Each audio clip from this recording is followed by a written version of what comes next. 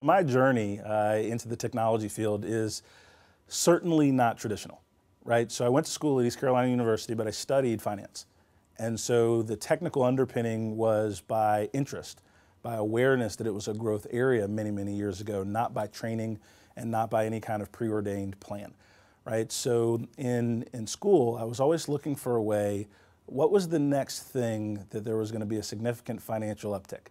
Right? And I really found two areas, right? One was pharmaceuticals, but that required a lot more extra study, right? And I was not really open-minded about that, quite frankly.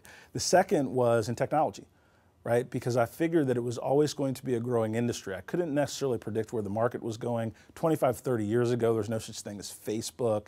Apps weren't big. The mobile devices were not the driver of technology, but the PC was big. Apple Computer was starting to really make its mark.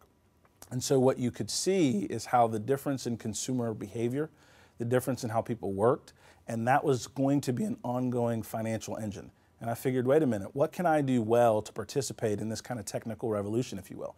It wasn't building the technology, it wasn't building the applications, but I could communicate with people and I could sell a little bit.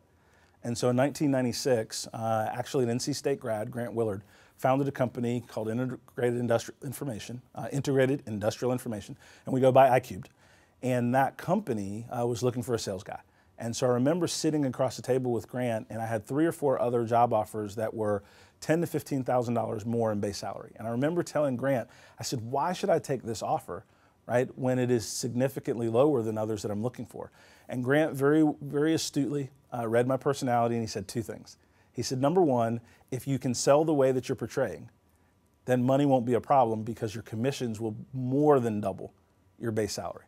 So that shouldn't be an issue. And number 2, if you want to be more than a sales guy, I'll mentor you and I'll teach you the technology business so that one day you could own and run a company of your own. The number 2 area is what hooked me because nobody else was talking to me about mentorship. Nobody else was talking to me about grooming me. Nobody else was talking to me about giving me the opportunity to try, fail, and adjust in things outside of my natural skill set. And so I gravitated toward the mentorship relationship and also to the tremendous opportunity that an entrepreneur was giving me. I was employee number 7. And so that's how I kind of got my start in technology, just dialing for dollars and being very aggressive on the phone and realizing that in order to make a complex technical sale, you needed sales engineers. You needed very detailed technical people to help understand the use cases for a given customer implementation. You needed implementers to then go in and deploy the technology.